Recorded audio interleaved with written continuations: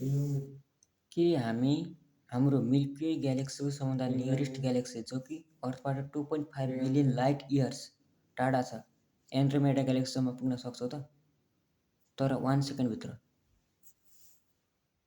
तर कुरा यो छ कि यदि हामीले लाइटको स्पिडमा ट्राभल गर्ने हो भने हामी पुग्न सक्छौँ, 1 सेकेन्डभन्दा पनि छिटो पुग्न सक्छौँ।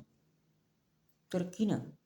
किनकि लाइटको स्पिडमा हामीले ट्राभल गर्ने हो भने कुनै पनि चिज लाइटको स्पिडमा जान्छ भने त्यसको लागि टाइम रोकिहाल्छ, टाइम स्टप भइहाल्छ, टाइम एक्जिस्ट नै गर्दैन। त्यसैले हामीले 1 सेकेन्डभित्र पनि यो युनिभर्सको जुनसुकै कुनामा पनि 1 सेकेन्डभित्र पनि पुग्न सक्छौँ। तर हामीले लाइटको स्पिडमा ट्राभल गर्नुपर्छ। तर यो कुरा अहिलेको लागि प्र्याक्टिकली पोसिबल छैन, थ्योरिटिकली मात्र हो।